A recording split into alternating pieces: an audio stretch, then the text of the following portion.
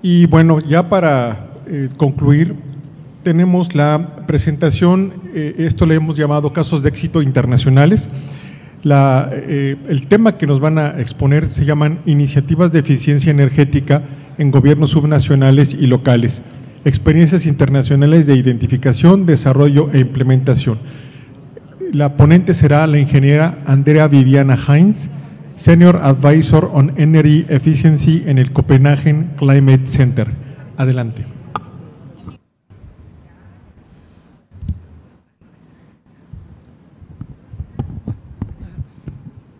Bueno, muy buenas tardes a todos. Gracias a los organizadores por la invitación. Gracias también al Banco Interamericano de Desarrollo por hacerme el vínculo con los organizadores y facilitar mi asistencia. Y además felicitaciones porque llevo día y medio escuchando muy buenas prácticas y experiencias de los gobiernos subnacionales y locales. Y bueno, ojalá que lo que tenga para compartirles también les sea de utilidad.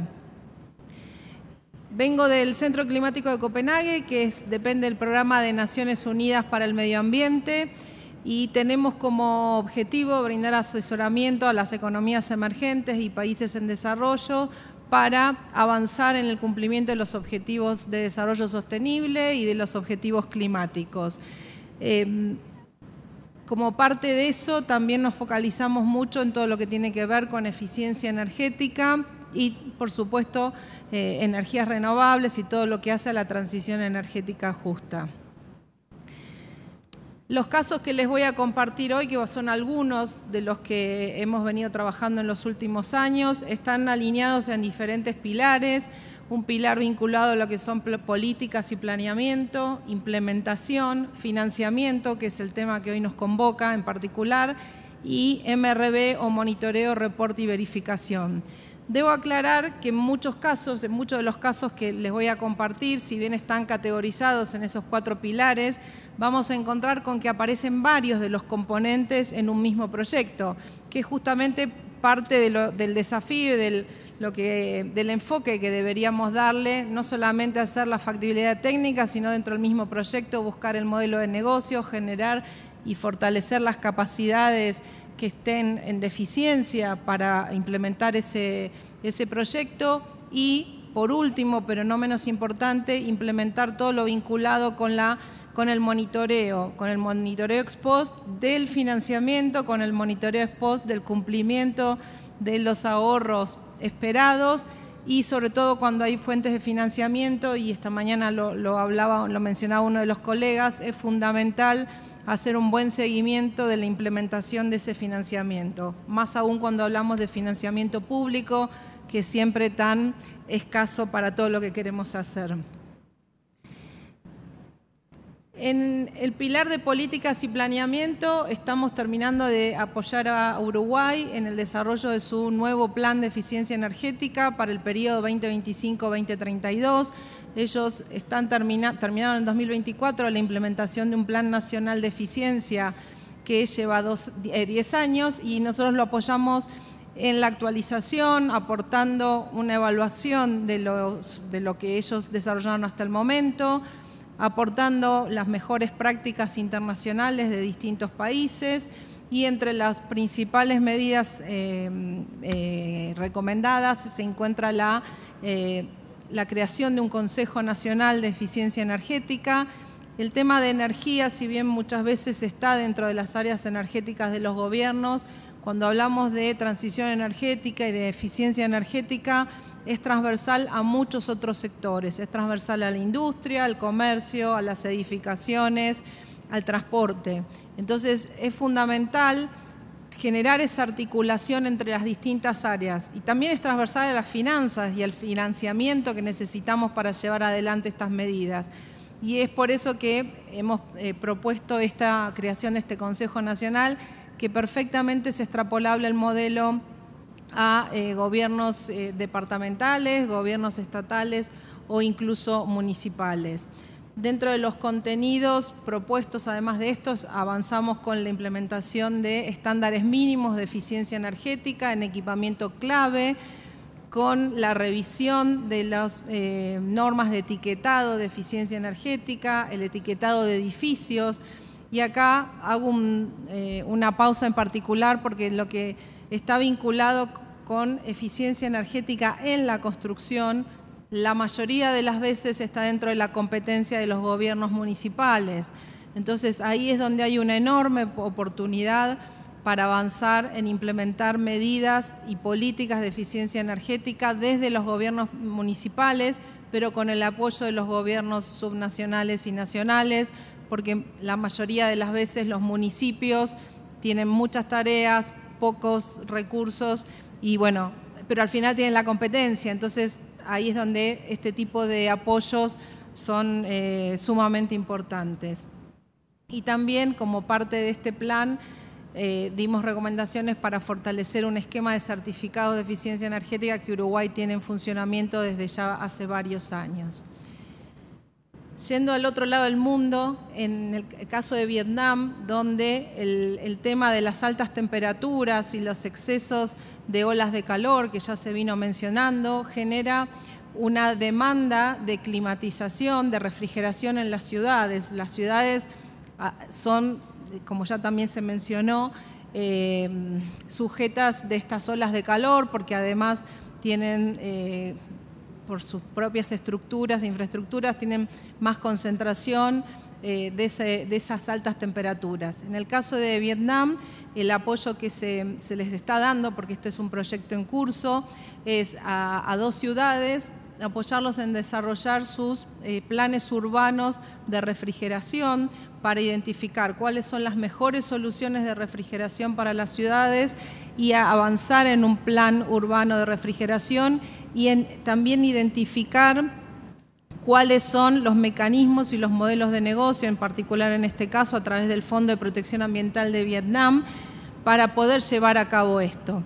Y acá, de nuevo, es lo que le decía al principio, no es solamente identificar el potencial técnico, sino también es ver cómo lo implementamos, cómo lo financiamos y qué gobernanza tenemos para llevar todo eso adelante. Bueno, parte de todo eso es el apoyo que estamos dando en el caso de Vietnam, que además está alineado con la Estrategia Nacional de Cambio Climático y su CNDC, que también se habló durante esta mañana, la necesidad de alinear todas las políticas que se hagan a nivel local y a nivel subnacional con las políticas nacionales, pero también no solamente la necesidad de alinearnos, sino también identificar de qué manera contribuyen. Muchas veces se trabaja desde lo subnacional en muchísimos proyectos como los que hemos visto durante el día de hoy y el día de ayer, y no siempre se contabiliza cuánto esos proyectos están aportando al cumplimiento de la NDC o al cumplimiento de las estrategias de largo plazo. Entonces,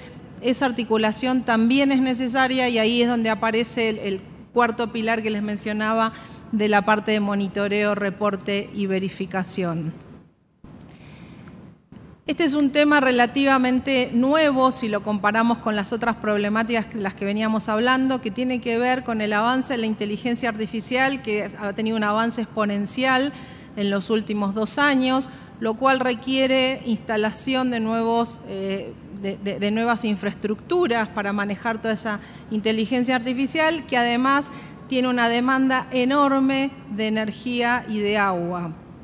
Y lo mismo pasa con los data centers, que tienen como objeto otras aplicaciones de soluciones informáticas. Son grandes demandas de energía, muchos de los países de nuestra región están siendo mirados en particular para instalar este tipo de infraestructuras, porque tenemos matrices eléctricas relativamente limpias, porque hay espacios de tierras disponibles, porque quizás hay ciertos subsidios o ciertos incentivos. Y acá es donde hay una enorme oportunidad de un tema que está avanzando, pero relativamente incipiente, para trabajar en 2 aspectos, desde los países o los gobiernos subnacionales o los locales que definan las normas de instalación de este tipo de actividades, de incorporar requerimientos de que sean con la mejor eficiencia energética que esté disponible, por un lado, porque realmente eso va a ser energía que se va a consumir, que va a estar demandando energía de otros sectores, que puede poner en riesgo en algún punto las infraestructuras existentes si no se adecúan de manera correlacionada, Entonces es importante que al momento de promover este tipo de actividades se tengan en cuenta ciertas políticas, y en ese sentido es que estamos trabajando para apoyar a los países en incorporar políticas vinculadas a este tema. Por otro lado, y es como la contraparte, tanto todo lo que es automatización, digitalización y la inteligencia artificial, también es una herramienta sumamente útil para avanzar en todo lo que es eficiencia energética, en el mejor uso y distribución de la energía, en políticas climáticas, incluso vinculado a las predicciones de forecast, de predicciones climáticas, por ejemplo. Entonces también ahí es donde es una herramienta que podemos utilizar y de alguna manera ver cómo eso que es una nueva y gran demanda, a su vez es un aliado para empujar parte de las políticas en curso. Hoy hablaban a la mañana de la digitalización de los municipios, que decían que el poste es el rockstar del alumbrado público porque suma otras cosas. Bueno, esas otras cosas son parte de la digitalización, requieren de este procesamiento de datos y requieren de este tipo de instalaciones. Entonces ahí es donde hay una oportunidad de ver cuál es la manera óptima de avanzar con estos temas. Y ahí trabajamos en definición de políticas y generación de capacidades. Acá voy a comentar lo que se llama el modelo ESCO, que viene del inglés de Energy Service Companies, que es un modelo de contratos por desempeño donde la inversión en eficiencia energética o también en energías renovables no la hace el usuario final, que puede ser una empresa, puede ser un edificio público o en general no es un particular, no es un residencial, sino que es alguno de los otros sectores, donde a partir de un consumo alto de energía inicial, que es como el que podemos ver. Bueno, en la primera barra azul, a la izquierda, sería el consumo inicial. La empresa ESCO hace la auditoría energética, identifica los potenciales proyectos para incorporar eficiencia energética, la implementa con su propia financiación y cobra una vez que esas instalaciones están en funcionamiento y se empieza a reducir la factura energética, que es lo que vemos en la barra del medio, donde la nueva facturación o el nuevo costo energético se ve reducido significativamente y el ahorro se reparte en función de cómo se haya definido en el contrato entre el dueño de las instalaciones y la empresa ESCO que hizo la inversión. Luego de unos años, que también se pacta en el contrato, pasamos a la tercera barra de la derecha, donde todo el ahorro queda para el usuario. Este es un modelo que ha tenido un desarrollo bastante desparejo en distintos países. Hay algunos países donde se ha avanzado muchísimo, hay otros donde todavía cuesta que penetre. Entiendo que México es uno de esos, donde ha habido algunos intentos, pero no el despliegue que podrían tener. Pero es un modelo que realmente vale la pena volver a analizar, sobre todo en un contexto de presupuestos públicos acotados para todo lo que hay por delante. En este sentido, desde el Centro Climático de Copenhague tenemos el secretariado de la red global de ESCO, que nuclea todas las asociaciones ESCO a nivel global, que son las que están los países pintados en verde y en azul. Podemos ver que la región está bastante desprovista de asociaciones. Tenemos Colombia, Brasil y Chile, nada más. Y ahí hay una oportunidad para seguir avanzando. No significa que en otros países no haya algunas empresas ESCO, las hay, pero no existe la asociación nacional como tal. En este sentido, la red global ESCO tiene como objeto justamente promover la creación de estas asociaciones, que lo que hacen es facilitar la generación de un mercado, apoyar a los gobiernos en generar el marco regulatorio necesario para que este tipo de contratos por desempeño funcionen, generar capacidades, generar información, y me estoy paso a la otra, generar información que esté disponible y que sea la misma para todos aquellos que quieran avanzar en un contrato por desempeño. Es decir, se asiste a que se generen las bases y las condiciones de un mercado para que sea homogéneo, transparente y que todo aquel que quiera u ofrecer contratos por desempeño o recibir y contratar por desempeño tenga unas reglas y normas claras a las que debe atenerse. En los proyectos de implementación,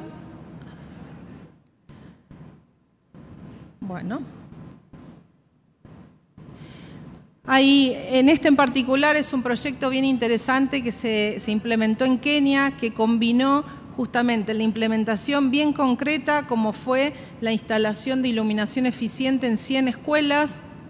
Las escuelas tienen un déficit enorme de iluminación, son escuelas que además en las que los niños se quedan a dormir, entonces la iluminación deficiente genera altísimos costos, muy baja calidad de iluminación para el aprendizaje, que es un co-beneficio que hoy se mencionó, pero lo resalto porque es sumamente importante la diferencia que hace una iluminación eficiente versus una ineficiente en una escuela.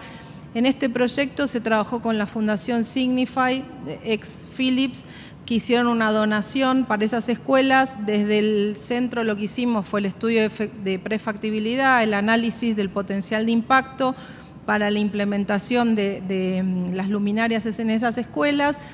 Eso por un lado, y en paralelo se trabajó en evaluar el mercado para generar las condiciones para un mercado ESCO como el que les decía. A partir de esto se creó y se asistió al gobierno de Kenia en la creación de una super ESCO.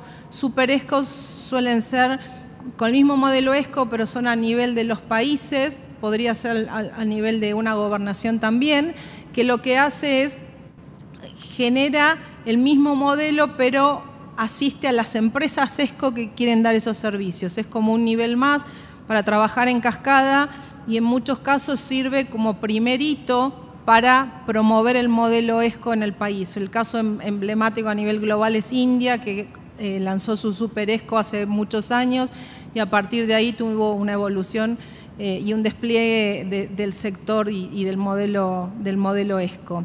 En el caso de Kenia, esto sirvió también para desarrollar el modelo e implementar la Super ESCO a nivel país, y además el Banco Africano de Desarrollo avanzó en aportar refuerzos financieros, básicamente, para que a través de esa Super ESCO se pueda seguir mejorando como primer paso la iluminación eficiente en las escuelas, porque esta 100, si bien es un número que es importante, es solo el primer paso y el universo a cubrir es mucho más amplio. Entonces ahí, a partir de un proyecto bien concreto y a su vez a partir de la generación de este modelo de financiamiento, se sentaron las bases para seguir avanzando en estos temas. En India, y esto también bastante se está haciendo en Chile con distintos avances, el tema de la implementación de energía distrital. Seguramente lo conocen, pero para resumirlo, energía distrital es cuando distribuimos calor o frío vía un sistema de cañería similar al agua potable. Calor o frío depende de lo que haga falta. Seguramente acá no haría falta frío, haría falta frío, pero no calor. En el caso de Chile, como es en la zona sur, se está trabajando en district heating, o sea, en calor distrital. En el caso de India, como podrán imaginarse, lo que se trabaja es en enfriamiento, pero el concepto es el mismo, se genera en una usina mucho más eficiente, de manera centralizada. Ese calor o frío se distribuye por cañerías a todo puede ser la ciudad, pero por segmentos, nunca se hace una ciudad en su totalidad. Puede ser un distrito, un distrito específico, que ahora tenemos un caso de India también bastante particular. Hoy veía en la presentación de José Antonio que hablaba de los distritos turísticos, por ejemplo. México tiene muchísimas zonas turísticas de hoteles que tienen grandes demandas de refrigeración. Podría ser una buena cosa para implementar algún piloto. En definitiva, el contexto es el mismo. Altas demandas de refrigeración. Como parte del plan de acción climática de India, de refrigeración en particular, se decidió avanzar en esto. Se está trabajando en la implementación de de este distrito de enfriamiento en distintas ciudades para hacer más eficiente y llegar a cubrir esas demandas de refrigeración adicionales que cada vez son más altas. Además, el proyecto incluye no solamente el desarrollo de una hoja de ruta estratégica, sino también el desarrollo del modelo de negocios, porque justamente muchas veces se arranca o con un piloto o quedamos en la hoja de ruta, y el desafío es ver cómo financiamos esto y cómo financiamos el escalar este tipo de proyectos. Entonces ahí en India justamente se está trabajando en el desarrollo del modelo de negocios para que esto pueda ser o a través de la SuperESCO o a través de algún otro mecanismo replicado en otros sitios. Uno de los de implementación en concreto, bueno, no quiere, uno de los de implementación, mientras sigo, ahí, ahora va a pasar todas de golpe. Este es una implementación bien concreta, es un sitio urbano, se llama Pharma City, en una ciudad de India, que tiene que ver, es justamente una región donde tiene un desarrollo de toda una zona de hospitales y centros médicos, y el desafío era la integración urbana de todo este distrito, incorporar tecnologías modernas, incorporar un modelo de negocios y desarrollaron los proyectos de prefactibilidad, y al final del proyecto lo que se avanzó es en una licitación adjudicada a una entidad privada en conjunto con el IFC, que es el brazo privado del Banco Mundial, y acá de nuevo es donde se trabajó en identificar el potencial técnico, ver cuál era el mejor modelo de negocios y cómo convocar capitales privados, en este caso con el apoyo del área privada del Banco Mundial. En este caso en particular, que es un distrito muy grande, pero para que tengan una idea, esto atrae inversiones en el orden de 10.000 millones de dólares, y hay un punto que no nos tenemos que olvidar con todos estos temas, que es la creación de nuevos empleos. Todo lo que vincula eficiencia energética, energías renovables, vincula creación de nuevos empleos calificados. En este caso solamente estamos hablando de 560.000 empleos. Y esto implica tanto empleos directos de la implementación de los proyectos como también empleos indirectos en toda la cadena de valor de todos los servicios, materiales y equipamientos que se aplican en estos proyectos. En el caso de Chile, porque no lo tengo como slide en particular, fue más el apoyo, se está haciendo la prefactibilidad en 3 ciudades, pero también se hizo el apoyo a nivel político y de políticas públicas, llegando a la creación de un área específica de energía distrital dentro del Ministerio de Energía y Minas. Entonces ahí también vemos cómo la componente de política pública junto con la técnica, financiamiento y capacitación siempre deben ir de la mano. Es como una mesa que necesitamos todas sus patas.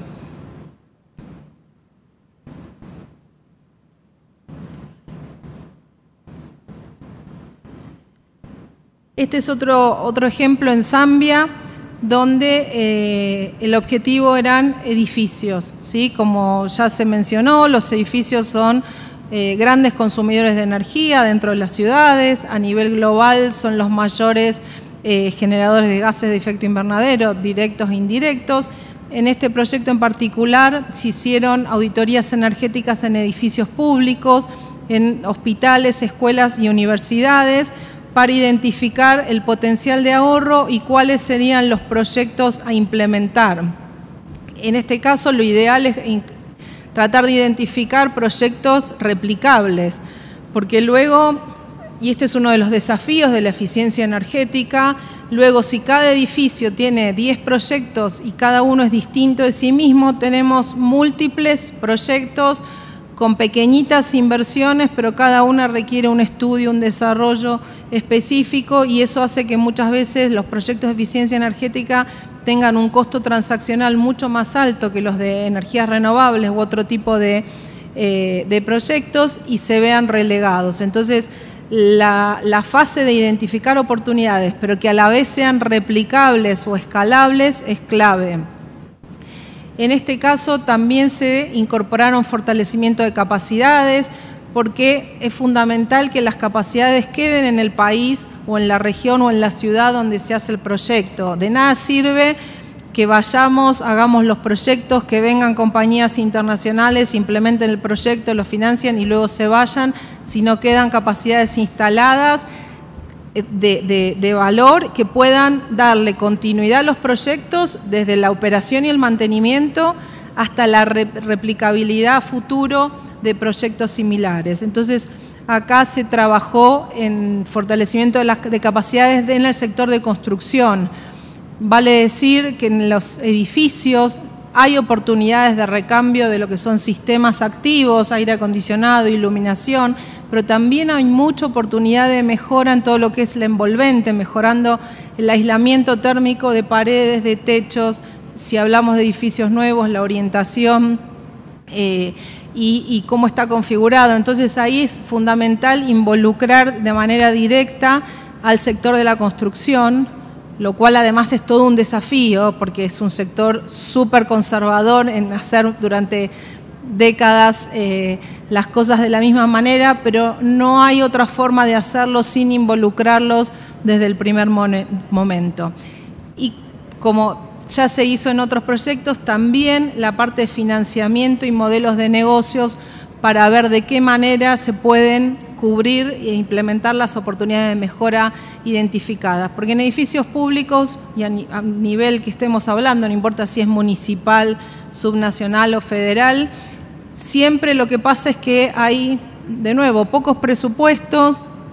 Estamos hablando de edificios públicos que suelen ser escuelas, hospitales, cuyo objetivo primario claramente es otro, diferente de la eficiencia energética. Entonces, nunca hay fondos suficientes para implementar estos proyectos. Entonces, junto con la identificación debe ir el modelo de negocios vinculado. Y estos que vienen en la parte de financiamiento son unos proyectos donde el foco específico tenía que ver con el financiamiento. Este es un proyecto bien interesante que se trabajó con el Banco Central de Malawi. Malawi es un país muy pequeñito, pero con grandes compromisos ambientales en función de su tamaño, por supuesto, y desde el Banco Central querían ver de qué manera hacer más verde el sector financiero del país. Y ahí lo que se hizo es trabajar muy en conjunto con el equipo del Banco Central, desarrollar una hoja de ruta para ver cómo ir haciendo más sostenible ese sector financiero y cómo integrar las consideraciones ambientales, conceptos de sustentabilidad en las políticas y las estrategias de las instituciones financieras. Después de mucho trabajo en conjunto y mucho trabajo de socialización, porque de nuevo, de nada sirve si hacemos un estudio por más bonito y números grandilocuentes que muestre, si esos resultados no podemos implementarlos en el lugar donde estamos trabajando. Entonces ahí, y por supuesto, como en todos este tipo de cosas, es absolutamente necesario el liderazgo local. En este caso, el gobernador del Banco Central de Malawi, cuando ya estuvo lista esa hoja de ruta consensuada, la presentó frente a una gran audiencia y además tomó el liderazgo de incorporar dentro del propio Banco Central un equipo dedicado a mirar los temas de sustentabilidad, cambio climático dentro del banco y a generar capacidades a el resto del sector financiero del país. Y es ese modelo que es interesante de dejar las capacidades instaladas en el país para que luego sea el propio país, en este caso a través del Banco Central, que pueda replicar ese tipo de capacitaciones. Este es un ejemplo de Argentina. En Argentina existe la Red Argentina de Municipios frente al Cambio Climático, la RAMCC, que nuclea más de 300 municipios, entre la mayoría medianos, pequeños o muy pequeños, que tienen como objetivo, es una asociación civil que nuclea los municipios, tienen como objetivo trabajar y cooperar en desarrollar herramientas para los municipios para mitigar y adaptarse al cambio climático.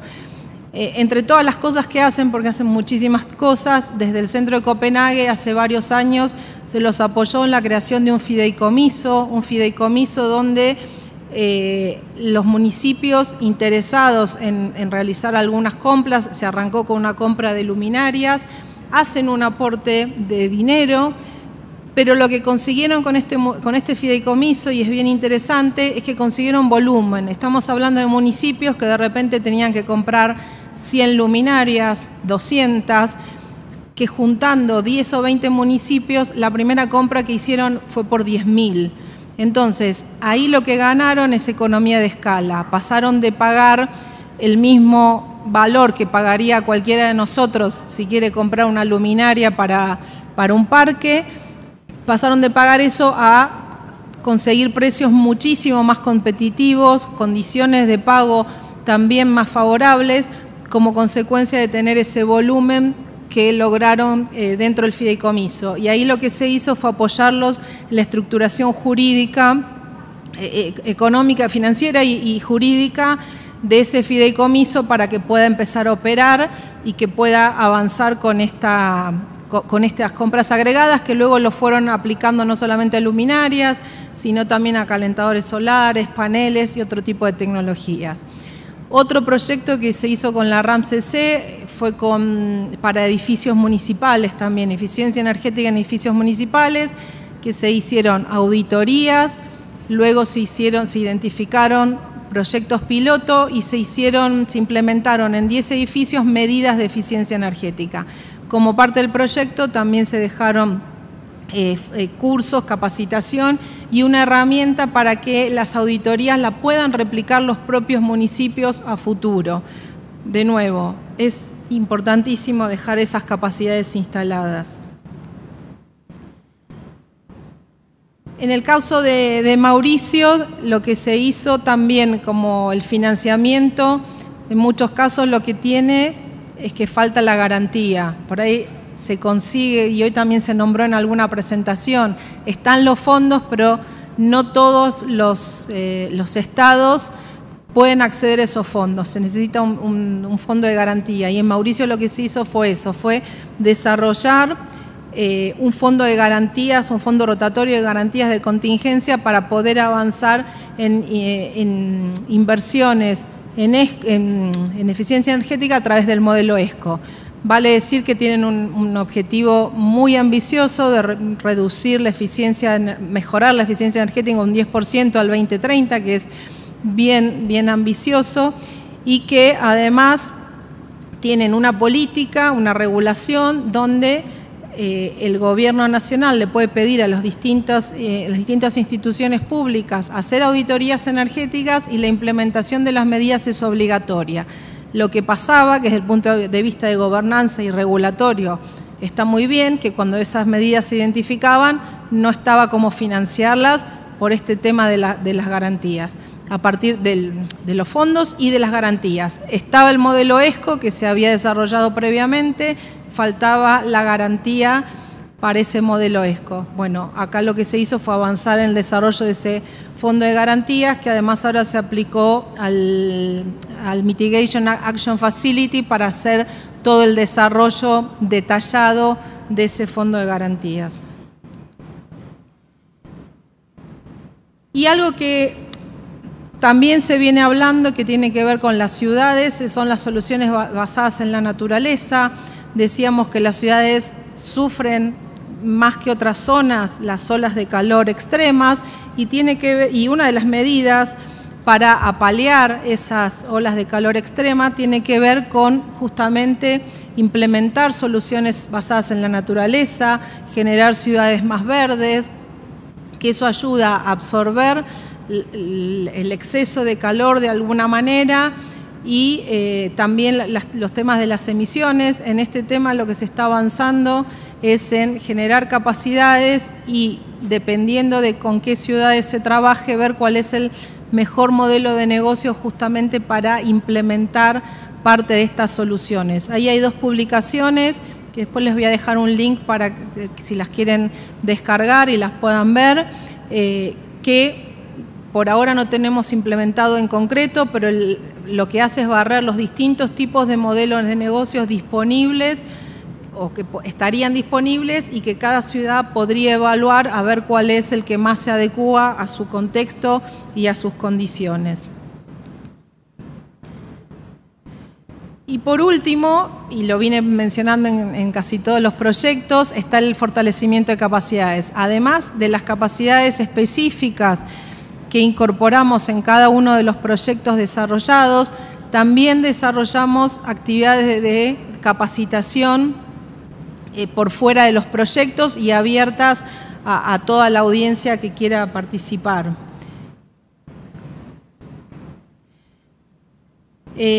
Tenemos más de 135 webinars, más de 15 podcasts, 300 oradores y una audiencia alcanzada de 25.000 personas.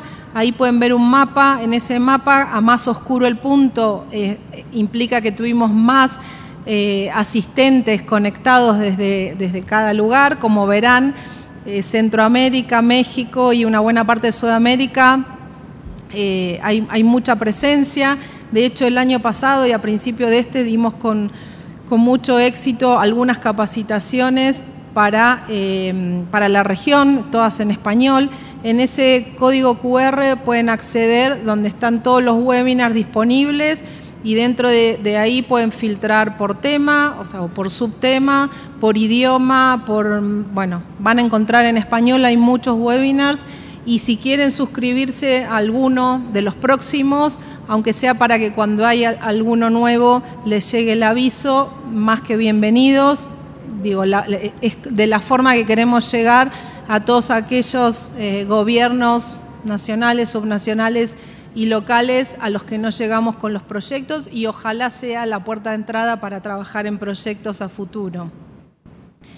También en este otro QR van a encontrar publicaciones. Las publicaciones pueden ser desde publicaciones técnicas más generales, como las que les mostraba, no generales, sino en el sentido de que son de un tema en particular, pero que no están aplicadas a ningún proyecto, pero también van a encontrar las publicaciones de los proyectos. La que les comentaba del Banco Central de Malawi, la de Mauritius, están todas ahí, que es el reporte final de cada uno de los proyectos, que son proyectos públicos, siempre son con fondos, de alguna u otra manera son fondos públicos a través de distintos donantes, con lo cual todos los outputs, todos los resultados de los proyectos quedan registrados en algún tipo de documento. Y si hay más información de algún proyecto en particular o de algún tema en particular que les interese conocer o contactar con el especialista o con el líder de proyecto que llevó alguno de estos temas, están más que bienvenidos a contactarnos y con mucho gusto podemos intercambiar las experiencias. Y no me quiero olvidar de que en la página también tenemos herramientas de cálculo. Son herramientas en estos temas que están puestos ahí, que si bien ahí están los títulos en inglés, hay muchas de estas que están también en español, desde estimación de ahorros para alumbrado público, a identificación de mecanismos de financiamiento para alumbrado público, el tema de energía distrital también está disponible. Ahí lo único es que está desarrollado por el momento para las regiones climáticas de Chile, que me temo que son bastante diferentes de las de México, pero si quisieran hacer una primera aproximación, a lo mejor buscando algún punto, alguna ciudad o del norte de Chile o de algún clima parecido, para una primera estimación podría servir. También hay herramientas para analizar la eficiencia y el potencial de sistemas de bombeo, de sistemas de motores eléctricos y de sistemas de agua. Todas las herramientas están pensadas para que sean de muy fácil utilización por alguien que no es sumamente técnico ni especialista en la materia, con pocos datos. Por supuesto que el resultado es muy preliminar, pero son sumamente útiles para tener una idea del orden de magnitud de la oportunidad, de si tiene sentido o no avanzar en algo más detallado. Y muchas veces es lo que necesitamos para tener esa primera respuesta de por qué nos vamos a embarcar en un estudio o en pedir una asistencia técnica o en trabajar con algún otro organismo. Entonces ahí también los invito a que consulten las herramientas, son todas abiertas, están disponibles y como les decía, hay muchas de ellas que también están en español además. Bueno, y hasta acá es todo lo que tenía para compartirles. Les dejo ahí mis datos de contacto. También tienen, bueno, los QR. Entiendo que las presentaciones van a quedar subidas a la nube a la web del evento. Así que quedo a disposición y desde todo el Centro Climático de Copenhague quedamos a disposición por cualquier consulta que tengan sobre esto o sobre algún otro tema que crean que puede ser de nuestra incumbencia. Gracias.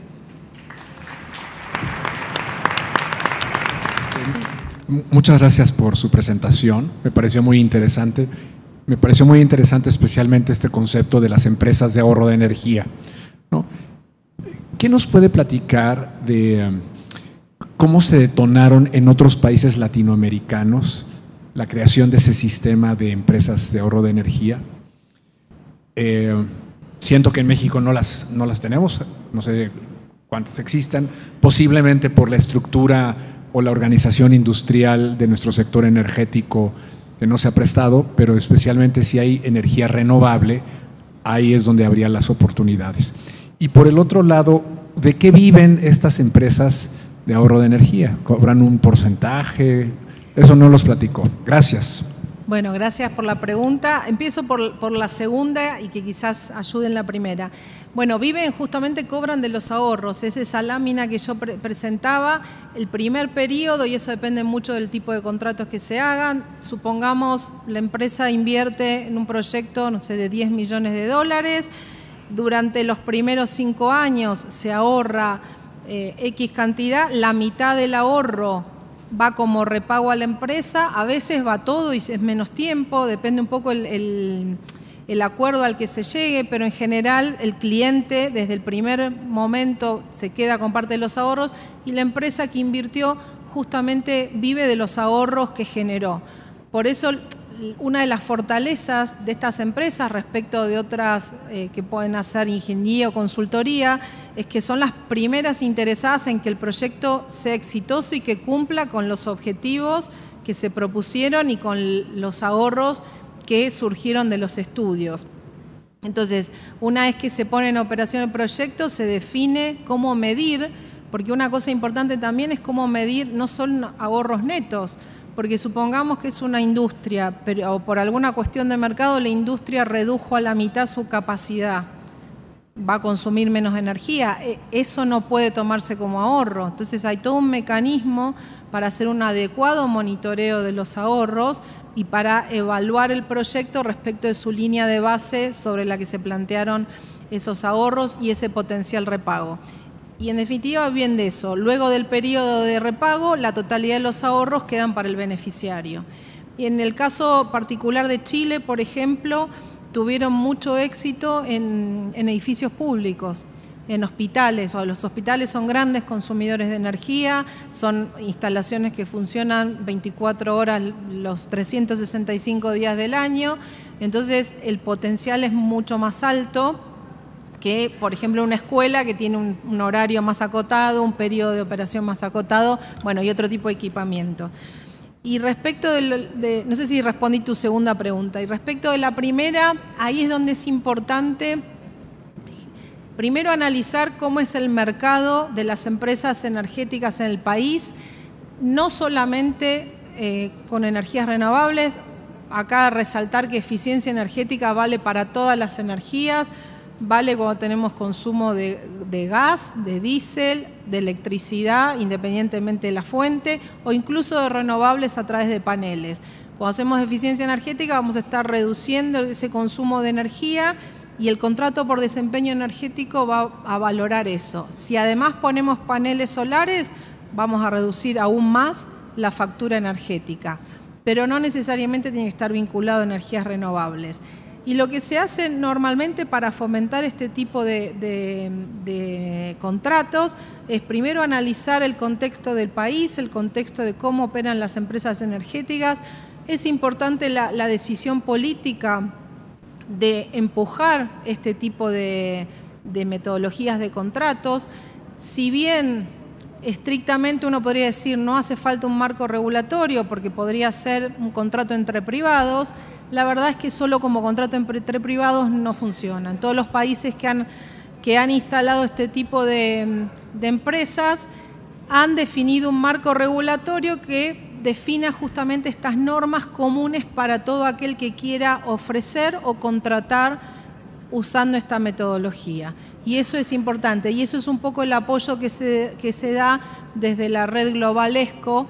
Se apoya a los países primero para entender cómo es el mercado, para definir cuál es el mejor modelo. Hay varios modelos de contrato por desempeño, lo que yo mostré es muy simplificado. Hay varios modelos y no todos los modelos se ajustan a todos los países. Y algo importante para estas empresas es con qué se financian estas empresas, que es como la otra pregunta, porque una es de qué viven, de los ahorros. ¿Con qué financian la inversión? Bueno, eso también depende del tamaño de las empresas y es muy variable. Algunas lo hacen con inversión propia, otras salen al mercado a tomar deuda, pero ahí es donde tienen que estar estos mecanismos, como el caso de Mauritius, del fondo de garantías, porque la empresa podría ser el caso de que se endeuda, pero se endeuda y no tiene sus instalaciones como garantía, porque las instalaciones son de un tercero.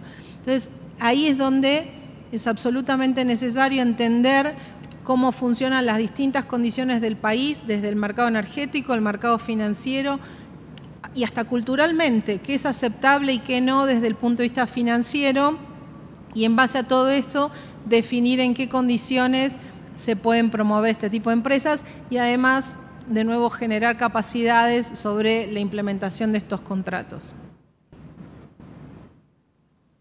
No sé si hay alguna otra pregunta. Gracias. Gracias.